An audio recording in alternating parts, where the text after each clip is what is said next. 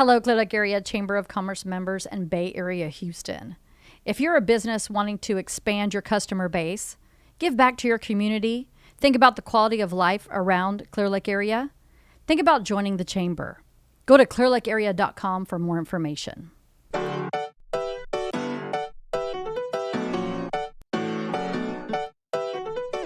Hi, welcome to another episode of Clear Lake Connections, where we talk to the people behind the businesses of Bay Area Houston, proudly sponsored by UTMB Health. Today I have Nicole Mckechern with Niche Catering. Mm-hmm. Got it right. Thank you. Tell me about Niche Catering. How did it get started? Long story, short story. It's your story, whatever you want. I worked for a catering company many years ago when I was fresh out of culinary school. And I had to take some time off from the industry. It was a hard decision. Me and my ex-husband were both chefs. We both met in culinary school. I started out with catering. It's what I'm comfortable with. And I took several years off from the industry to raise my family. And I decided to get back into it. And when I decided to get back into the industry, meaning like the food industry, I didn't really know where to begin because I had spent so many years, many more years than I expected to, out. So I was working at a bonding company with my mom. She and I ran this business together for over 15 years. It's been in business for 40-something years. And so when I left, I really was starting from the ground up again. It was like being out of culinary school. So I started looking at catering operations, catering management, different things online. And the problem I ran into is this day and age, when I left, I guess when I was entering the workforce, we were still doing everything on paper, So I could go in person and apply somewhere, and part of selling yourself was actually selling yourself. It wasn't about looking at a piece of paper. Now it's not even online. It's not even on paper. It's online. So everything that I tried, I was well qualified in a lot of the areas that I was looking for in catering. I wasn't going to actually be in the kitchen, and I just couldn't get a break. I took tests, give you 2 and 3 tests just to get a job. And then you wouldn't even get the job. So after about 3 or 4 experiences over 2 or 3 months' time, I decided to open my own company. That's literally how it came about, because I didn't want to do bonding anymore. I wanted to do something that I was passionate about, and that did take care of me all those years. I did get to raise my family. It was a wonderful experience, but I was just missing the passion. And I had no idea what I started when I started it.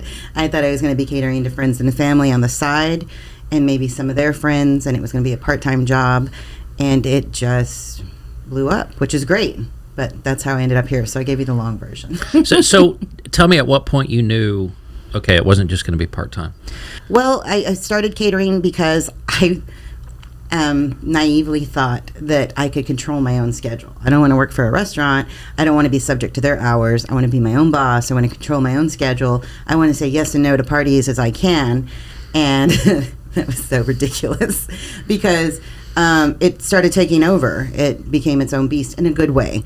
And so I just started getting more and more inquiries, more and more parties, and I started this solo. And with my fiance. At the time, we were just dating, but he really encouraged me to start the company. And it really just started with, okay, I'm frustrated trying to find a job, so I'm going to do this. And I got a DBA, and I just kind of started. I picked a name that day, and everything just kind of was very casual. And then one day it wasn't. I was going to work every day, and my phone was ringing for my catering side nonstop. And I was doing so much of my personal work at work. And even though my mom and I were working together, it wasn't fair to her. And I started having to take more time off. And, revisiting this, it feels so long ago, but that was only 2 years ago.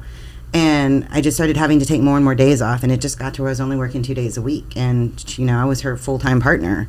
So I had to make a decision. And it wasn't an easy one because it was taking on, I went from a comfortable salary. I was salaried, and I had some sort of benefits, for a small company. And I had to dump all that to have time to run this. And it was a huge gamble. And it still is every day. But it feels like it's paid off. It's definitely paid off. It's hard work. And when I say it's still a gamble every day, I mean, right when I started this company, COVID hit. And I was like, okay, I'm supposed to be doing catering events, and now I can't cater to people. How am I going to change this? How am I going to survive? I put my best friend in my position at my job with my mom, so I couldn't go back there. I gave her a job, So it was sink or swim. And I just started doing meal prep and catering.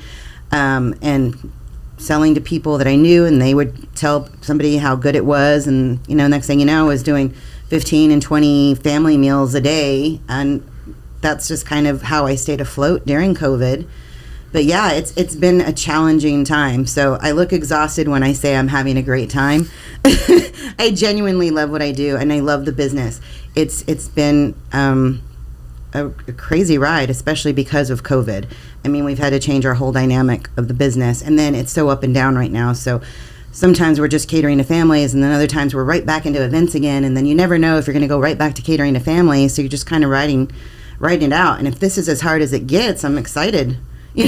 For the next few years, once this goes away, we've come through so much that I'm excited to see what it brings. So you went to culinary school. What age did you know you wanted to cook and that was your passion? So I always knew I wanted to be a chef, but I never thought I was going to do it. And it's the same thing with starting the company. I always said I was going to get back into the industry. I never really believed that I would do it, You have to set these impossible standards for yourself so many years in advance, and everybody's asking you what you want to be. I always said a chef. I just threw it out there because I like to cook. But I guess when I started really cooking, and I guess we realized I was good at it, we were living in Pasadena. I think I have my earliest memory of cooking something on my own without being prompted how to do it was, I think I was about 8 or 9, because my mom still remembers this story. That's probably why I remember it. And I was making eggs, but I was playing around in the kitchen. I think it was about 8, and I was playing around in the kitchen, and I just thinned them out on the pan, and I made them very, very thin, and I added some butter, and I did some things to it. I basically made like crepes, but out of the eggs. I rolled them up really, really fine. I cooked them perfectly, rolled them, filled them with cheese, and she was like, "Where did you learn to do this?" And I was like, "I don't know. I was just having fun in the kitchen." And she's like, "This is something professional." And I remember thinking at the time, I was like, I just flattened eggs, And looking back on it, yeah, I mean, it was more of an advanced thing that I did as a kid, and I don't know where I learned it. Probably watched it somewhere. So I meet people all the time, they love to cook. They're pretty good at it. And people say, oh, you should open up a restaurant or something. Mm-hmm. What's the big difference between just loving to cook and what you're doing? There's a huge difference, because you can you have to love cooking so much that you have to do it every day, and maintaining that passion is difficult sometimes, because you don't want to lose your passion. And so I think if you're fond of cooking and you want to start a business, you have to question if it's something you want to do 24/7, because that's what I do 24/7. I'm not always cooking, but I'm always thinking of food. I'm always ordering food. I'm always talking to people about food. So it has to be something you're not going to get exhausted at, with that you love. Mm-hmm. And that's the biggest difference if you're going to channel it into a full-time career. Yeah. Did I answer your question? Yeah, you did. And okay. Kids today have these fantastic culinary programs at their high schools. And so I think it's actually more now than before actually being shown as a career. Whereas in the past, like maybe when you were younger, it was just something you did and ended up having to go to school for it, but not high school at the time, right? Yeah. So have you met any of these kids coming out of those programs, and how well prepared do you think they are for working in that industry? The few people that I have met who have vocalized interest in being a chef or going into something having to do with the restaurant industry, I met a few with the Higher Up program with Hillary, and that was really eye-opening, because those are students who were, basically looking into starting their own career and their own business, and they were already on that path thinking about their future, and some of them had already started some sort of career or company. And I think that everything that they have at their disposal right now is huge. I mean, you mentioned back when I went to school, it's a trade school that I went to. I went to the Art Institute of Houston, and people, they devalued trade school when I was younger. People didn't see it as any kind of accomplishment. For me, it was, because I was picking a particular trade. I wasn't just picking a degree. I was already defining what I wanted to do. And that was hard work. And if I could tell anybody, that are doing these programs or looking into going into school for it, go for it. But you don't need to go for the higher, the best, nothing wrong with it. I would love to have a CIA education or something like that. But you don't need to pick the biggest, most expensive school for culinary. You're going to learn when you get your job. So when you go to culinary school, the benefits that I had there were they taught me the basics of everything, that warmed me up for the kitchen. But I had never worked in a real kitchen ever until I had to do my internship for culinary school. And that was hugely eye-opening. Culinary school, they coddle you and they love on you and they give you all this space to mess up. In the restaurant industry, you don't get to mess up, and people are not nice. You have to have a thick skin in the kitchen, out of the kitchen, your servers, your managers, everybody. It's a little cutthroat sometimes, So I say your education is your first job in the kitchen, and that's where if you really want to do it for a career. Yeah, and you talked about the trades not being as valued, and now we're seeing that come full circle, and they're actually bringing the trades into the high schools, the CTE programs, and so that's really good to see. And it is. Kids, school's kids have important. that path available much earlier to them. Yeah, and college is overwhelming. The thought of going to college for 4 years and picking a degree, for me it was, I never applied to one single college when I was in high school, and I went to an all-girls college preparatory school. It was one of the only ones that didn't apply to a college, and my parents didn't push college on me either. They didn't think that every one of my parents, and when I say every one of them because I have a stepdad, we all have multiple parents, every one of them is an entrepreneur. So none of them pushed college on me. They just said, you have to do something, They wanted to make sure that I didn't just, kick around and hang out and live under their roof. I had to find something that I wanted to do. So they were more than happy to put me through culinary school when I decided to do that. It's funny that you use the word niche, because I'm a big believer in picking a niche and sticking with it, and good things will happen. So what is your niche? There's the irony in that. So I do everything. Everybody always asks that. What do you do? What's your favorite thing to do? I'm like, well, no. My weekly menu is so diverse because so is my palate. Sometimes I want Persian food, I want Indian food, I want sushi. I'm all over the map, and it's not enough for me personally to just go out and eat those things. I want to try and do them myself too. Now, not everything makes it on the menu because I don't know that everybody's going to like that. You have to cater to your clients. So what has happened is my menu weekly is usually a compilation of things that I'm craving. So you're going to get, it's all over the place. It's super ADD. Sometimes you're going to have ahi tuna salad, and then you're going to have beef stroganoff, and then there's going to be something like a beef keftka and cilantro rice, and it's just all over the place. And I love that because it gives me the opportunity to put things that I'm feeling I want people to try that they don't necessarily try. But on my catering end, if I had to pick something that I'm known for or that I've accelerated at unintentionally, it would be charcuterie, which is the huge trend right now. Charcuterie boards, charcuterie presentation, and hors d'oeuvres. I always picked, when I started my company, I had a specific clientele in mind. I had a specific style in mind. And again, your clients end up dictating what direction your company goes and what you end up doing. And for me, they've taken me down this hors d'oeuvre path. So a lot of people call me for food, but I don't necessarily do a lot of seated serves, which I can do. I don't do a lot of huge buffets.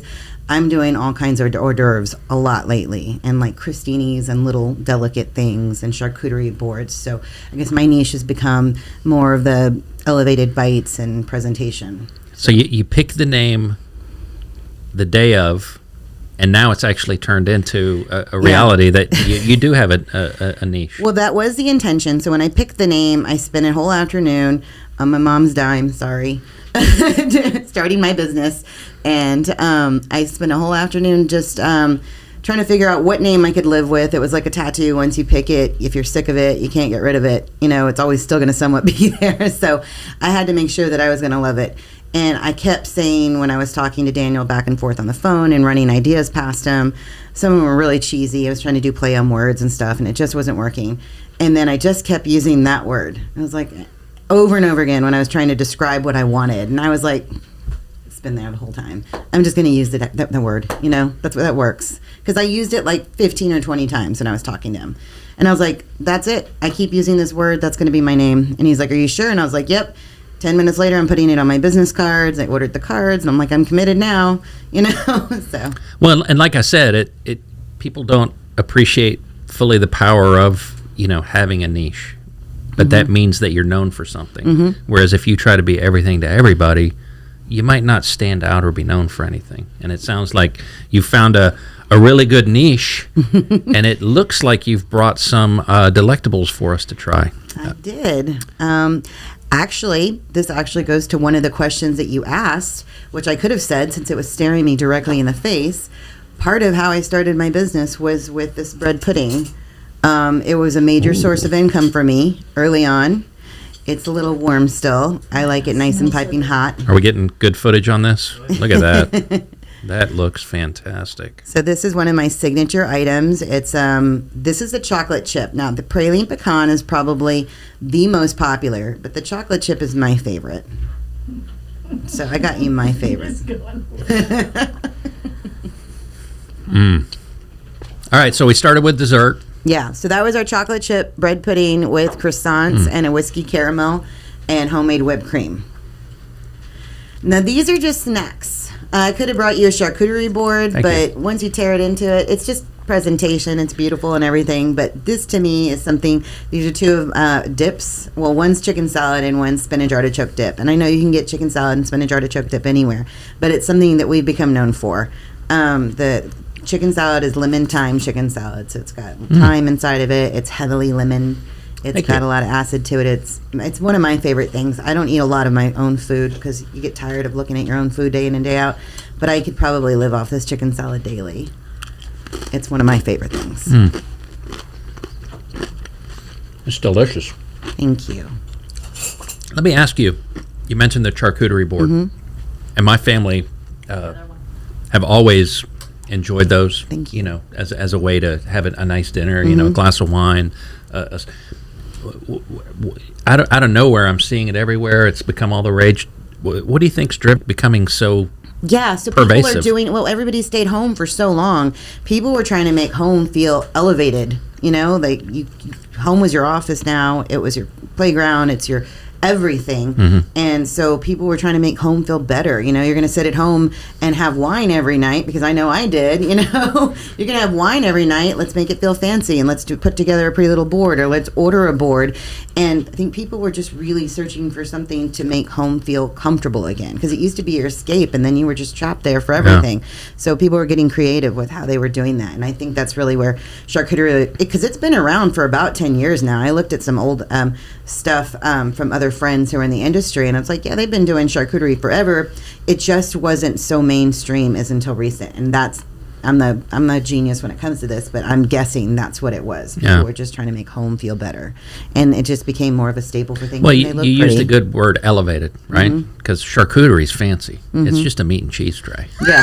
Yep. So I think that elevated part of it, people want to feel fancy. They do, and it's a huge chunk of my business. That's another one of those things where the market dictated my business.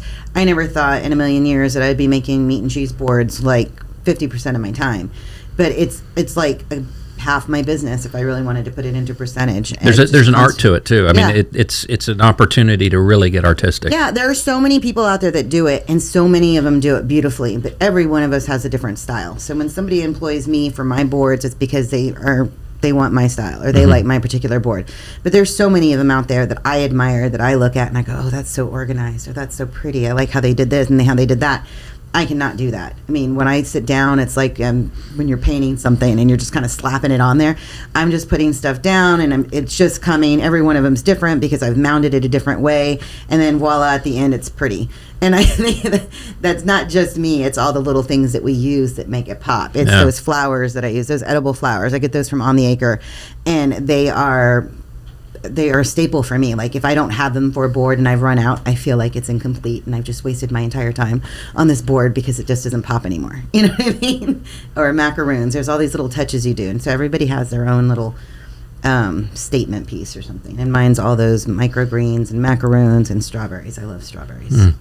So, anything else you'd like to tell the audience before we go back to snacking some more? No. I think you got any advice for me to give them? No, I think you've given, plenty of advice that really, no matter what you do, but with cooking and something that's artistic, if you're not passionate about it, it's going to show through, right? I mean, and you've obviously developed a passion not just for the cooking part, but the presentation part. And I think that's what separates kind of a good home cook from a real chef is, what do they say? You first eat with your eyes, right? And if you can't make it look good, it doesn't matter how good it tastes. It's never going to be as and we'll use that word again. Elevated. Yeah. Well, you're 100% right. I mean, that's what I tell my daughter. I've been training her to work with me. I'm trying to if she wants to become a chef, she can, but I'm not forcing it. But she works with me a lot, and when she plates anything or she asks a question, that's the first thing I tell her is, well, would you eat it? She's super meticulous, and she has an incredible palate. I think that she could be even so much bigger and so much better than I am, because she is just, for her age, she's just so on point with so many aspects. So when she asks me any questions and doubts herself, I'm like, what would you think? How would you want to see that plated? What would you critique about it if you went to a restaurant and it wasn't up to par? And that's exactly the perspective. And as soon as I say that, she's like, okay, there we go. And I think the other part is, if you want to be in any industry, not just the restaurant industry, where you have to work with people, you have to love people, because we're going to deal with all kinds of people. And I have, they say pick your, not everyone's your client. For the most part, I love all my clients. It's so interesting, the different people I've met through this. And because my kitchen's such an open kitchen, I'm not tucked away in the back, and they always see me. So I see them every day. I stop and I talk to them, and I have such a broad spectrum of clients. Some clients check in on me. They'll send me a message on my messenger for my business page, and they're like, just checking to make sure you're okay. Just want to make sure everything's all good. You haven't posted a lot of yourself lately, and they get concerned, and I love that about this industry. It's like, you're not just feeding people, and it's just not just a service. Like, you really get to know your dedicated clients. And where are you located? I'm on NASA Parkway, so it's 1354 East NASA Parkway. Okay. And we're between the New Job Al and Akimi. Okay. So we have hours. Do you want me to give my hours? Yeah, please do. So we do meal prep, and when I say we, it's because I have a partner. We are two separate businesses under one roof. But when you come into Niche Catering, you're also coming into Scrumptious Houston. Okay. Coming to Scrumptious Houston, you're seeing Niche Catering. So we are set up like a retail store in the very front. We each have a cooler. She is known for her cheesecakes. Tahira is my partner. And she does cheesecakes, brownies, Rice Krispie treats, the whole 9 yards. And then my side is meal prep. And the only dessert I do, because it was a staple for me, was the bread pudding. And I do a variety of flavors. So I'll have my food on one side. She'll have her dessert. So you come in and you pick up dinner and dessert. Oh, wow. Or lunch, too. We have lunch items and snacks and stuff. So that's awesome. Yeah. Sounds like a great partnership. Yeah. It's been great. Well, it's been a pleasure. Like I said, we're going to dig into some more of your treats, and thank you so much for coming. Yeah, you're welcome. Thank you for having me. I appreciate it. Hello, Clear Lake Area Chamber of Commerce members and Bay Area Houston.